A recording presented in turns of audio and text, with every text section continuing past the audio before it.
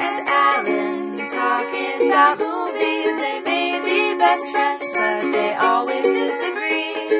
Taylor and Alan, I seen that. So we are changing up a little bit what we're doing with the podcast because Taylor is very frustrated with how things are going. Doesn't like the state of the union, and he thinks that it's about time we mix things up a little bit. So we're going back to CSIDK. So this episode, this was coming out on Friday, December 15th, which means the long-awaited Ferdinand is coming out.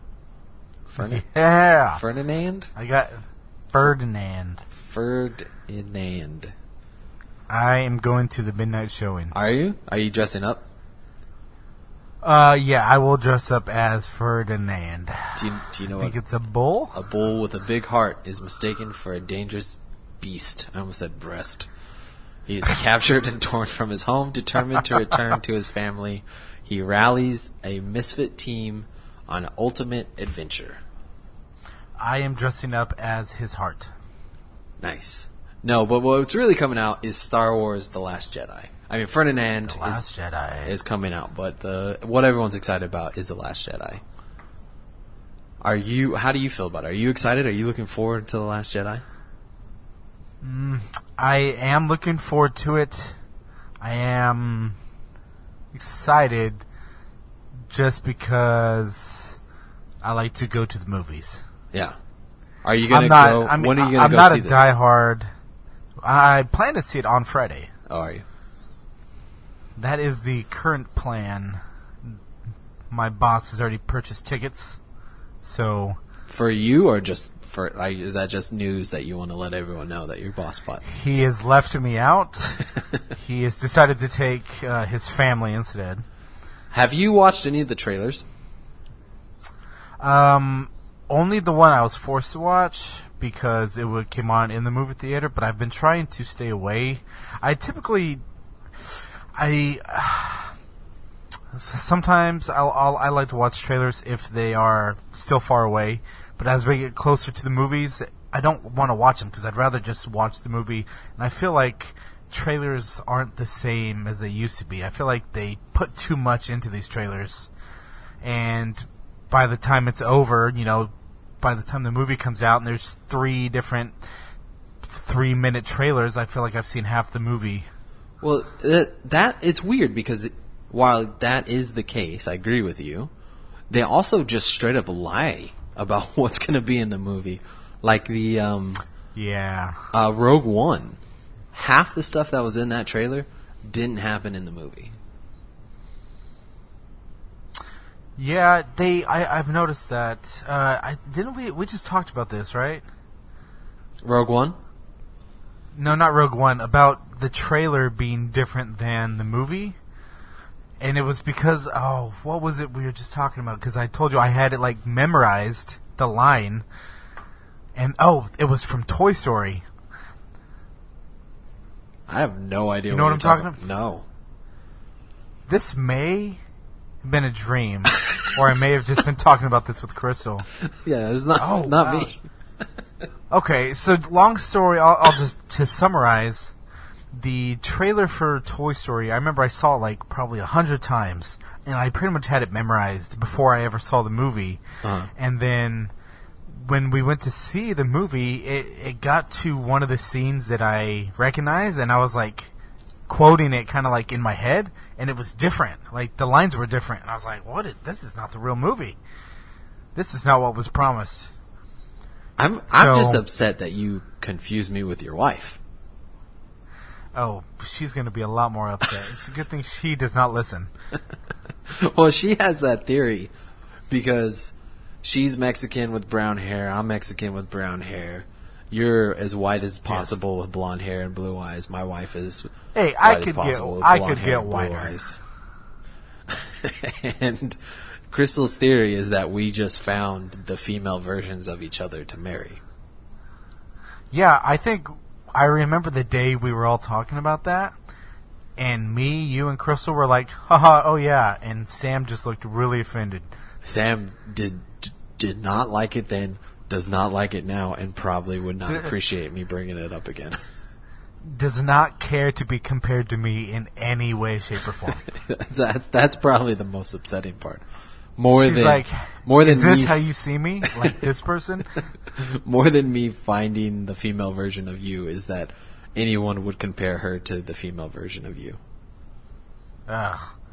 That's awful for her. But anyways, we were talking about Star Wars. Yes, Star Wars. Trailers. I don't care if this ruins anything for you because I don't care. But the trailer, the trailer that I saw, at the end of The Force Awakens, John Boyega's character, what's his name? Yes. Finn, is in a coma. And in the trailer for The Last Jedi, he's running around fighting people. Yeah. Spoilers, he gets out of the coma. Yeah. Like, why end The Last Jedi with him in a coma if you're gonna give it away that he's no longer... Like, obviously, I wasn't shocked. Like, it's like, okay, well, he's gonna come back. Like, there's no way they would just leave him in a coma for the rest of... Maybe it's all like a dream in his coma. Oh, okay. That's an interesting idea. Oh, that would be so dumb. But it was obnoxious to put that in the trailer. Yeah, and that's the kind of thing I'm talking about. To be honest, him being in the coma is not like a huge cliffhanger because I would just anticipate or expect him to obviously have a big role in the movie. Yeah. So it's not like whoa, he makes it out. But yeah, just stuff like that is bothersome. Yeah. Because they could have resolved it in The Force Awakens, his coma. Or not put him in a coma, just have him be sick. Have him be laid up in a hospital bed. Like, there's no... Well, I don't remember if there was ever a point of him being in a coma. Like, yeah, they made a big deal of it. Pointless that I barely remember it. I feel like they made a big deal of it, like a big show of him being in a coma. But, like, what? Why? Why couldn't he... I don't know. It doesn't matter. I don't know. But, I mean, even the director, Ryan Johnson, was like, guys, don't watch the trailers. They're gonna spoil the movie. Just know now. Really? Yeah, he, like, just came out and said, like, don't watch the trailers, guys. Like, if you care about spoilers, don't watch the trailers. And that is insane. Directors have no say about what goes into the trailers? Is that the studio? I don't know if it's like you can blanketly say that, but I think it's pretty like with Disney stuff and all sure. I don't think the directors have much say of anything really, you know. I would film a bunch of decoy scenes to hand over to them, and then like I want to make a 3 to 4 minute action-packed trailer, and then not a single one of those scenes is in my movie. That's what they did with Rogue One. Oh, so was it intentional? I don't think so. I really don't remember the previews for Rogue One very much, so I couldn't tell you what was different. Well, like, but I don't know. I feel like trailers are getting more and more to the point where they will use almost anything from the first act, but leave the second and third acts out, which I think is good. Like, I think spoiling anything in the first third of a movie, that's okay. Yeah. Right? Like, yeah. But if you can keep the trailer just to that point, then it's good. But the problem is, you know, a lot of the money goes in towards the end, and there's big action scenes and all this stuff towards the end, and that's what people want to show off. You know what I would be okay with? So, any movie that is not a sequel or prequel or part of a franchise and is its own standalone original story, go ahead and make a trailer, 2 minutes long, to get me interested in this movie. But when it comes to Star Wars or any of the Marvel movies and this and that, like, the trailer is not about getting people interested, because people are already going to be interested. I really doubt that the trailer is what makes people go see those movies. I'm fine with those just being the simple 30-second teaser trailer. Just almost to remind me that the movie's coming, and that's it. Why? Get me excited for it. But I don't want to know anything that's going to happen. I was talking I don't want to know.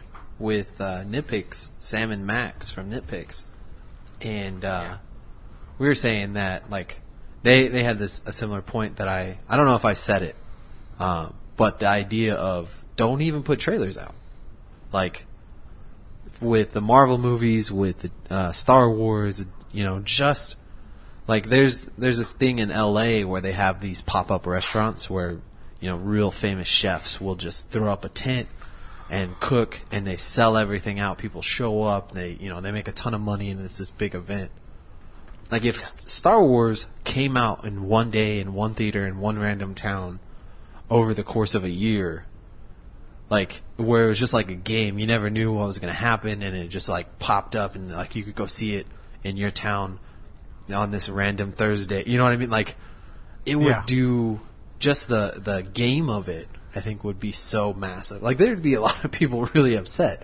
But I was gonna say I think you're gonna just make a lot of people mad. But even if it was like you did it everywhere, just randomly it came out on a Wednesday, and it could have a full run. Like it doesn't have to like only be one day.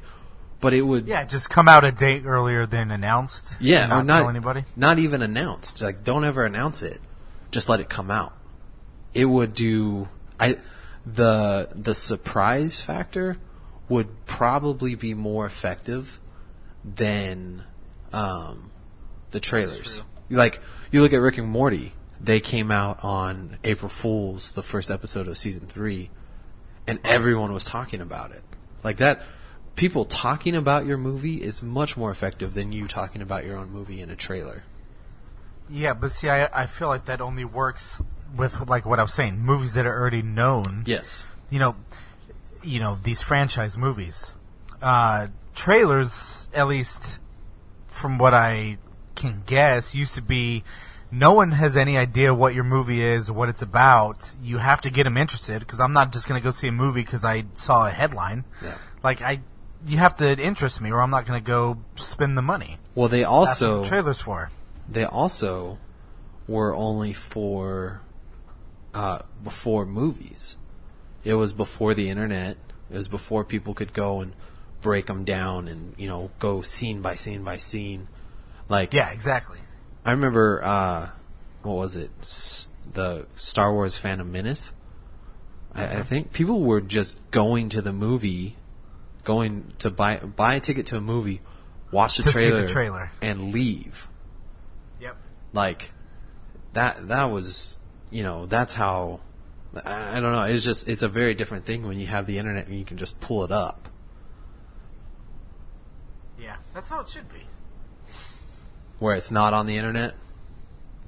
Yeah, where it's like if you were lucky enough to see it, like you see it and you see it once and then that's it. Like that's all you get until the movie comes out. Yeah, because spoilers in a trailer, if you only see the trailer one time or two times, like before you're watching another movie, really wouldn't be that effective. It really wouldn't ruin much. You'd forget about it by the time you finally saw the movie.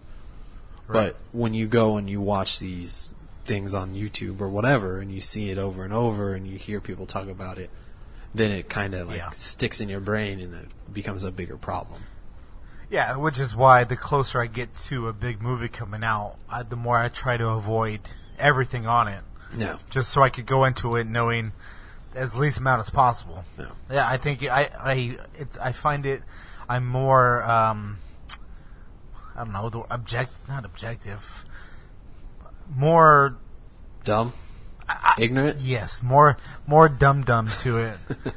Like I have less expectations. I don't have a bar. I just am gonna go watch a movie and hope it's good. Yeah. Well, what are your predictions for The Last Jedi? Do you think it's gonna be good? Well, good to me or good to you? You. I'm pretty sure that I will like it. Yeah. I think it's gonna be fine. I don't know though. Did you like Force Awakens? Not really. Really? But you like Rogue One. I didn't care for Rogue One. But that's what I was saying. I think The Last Jedi is gonna be passable. I think it's gonna be just a okay movie. Like The Force Awakens, it was fine. It wasn't great. It's not even really worth talking about at this point. You know what I mean? Like, there's nothing. They didn't really do anything in The Force Awakens that makes me like, oh, do you remember when this happened? Or do you remember when that happened? Or like the way they did this was so interesting. Like, there's none of that. It was just. It's the same with Marvel. Like, the Marvel movies are just fine. Like, they're fun to see. They're fun. It's a fun event. Yeah, they're fun. Yeah, it's a fun event to go to and to, like, go see it on the day it comes out. But that's it. It's just an event. You know what I mean? Like, it's not. It doesn't leave you, like, really thinking about it for much long after that you're done. It's just kind of like that's it. Halloween as an adult. Yeah. Like, that's kind of what it's like. It's a similar thing where it's like, oh yeah, this is happening, okay. And then the day it's kind of fun, but the day after you don't care about it anymore. You don't think about it. It never comes up again. It's just like you wait until the next one. Yep. That sounds about right. But all right. Well, that was more current event-y than our normal episodes, but wait, did you even pick a movie? This was not an episode. This was our Patreon episode, which we forgot to even talk about. So we're running a competition on Patreon between Taylor and I for the month of December, and whoever is in the lead of losing. I don't know why I still struggle with how to the lead of losing. Whoever doesn't win. So the competition is whoever can get the most votes for $1 on Patreon. And currently, Taylor has 35 to my 32. Yes. And that means that if that doesn't change, if I lose, I have to eat a Carolina Reaper, then read the Gettysburg Address before I'm allowed to eat anything to soothe my pain. Yes. You've done this before, right? I've eaten a Carolina Reaper before. I've never read the Gettysburg Address, but I've eaten a Carolina Reaper before. How long would you say you felt the effects of that? You want to die for about 10 minutes. Right. And then it's pretty fine after that. It didn't really affect my stomach at all. There was a couple times where I was sleeping where, like, I could feel like a seed digest and my stomach would like a hot fart coming out. It would flare up, like my stomach would get real hot and then it would cool off. But other than that, it was fun. Perfect for those cool winter months. But yeah, no, when you eat it, it's really, really bad. It's like, but does it actually taste good? No, it tastes like garbage. I had a dried one, which is what I'll have again, because living in Thailand, I have to have it brought to me, and so I've actually already bought some, and they're on the way, just in case I do lose. Are you thinking that that's a possibility? Well, I mean, it's definitely a possibility since I lost last month. True. So I ended up having to get my legs waxed last month, and this month is the Carolina Reaper. So it's definitely a possibility, but I just wanted to have it, so I had it. That way I wasn't like having to wait a month extra in case I lose. Do you have to order it from America? You can get them in Thailand. I just haven't been able to find them. Like, I haven't found anyone who has them. So I had a friend who was in the country who's coming back. So hopefully, I sent some to him. Hopefully he got them in time and is going to bring them back with him. Nice. But double hopefully, more hopefully than him bringing them back, is that you lose, that people will decide they would rather see you suffer and give me a break. Because last month was pretty bad. Yeah, that was the one that scared me the most. Not that eating a Carolina Reaper doesn't worry me, just it's not quite as terrifying. Yeah. But who knows? I've never had to eat one, so I can't imagine what it's like yet. It's not fun. I'm really hoping to not have to do it. But if you would like to help us out, if you'd like to help decide who has to do it, you can go over to patreon.com/icingnet. And for $1, you can choose Taylor or I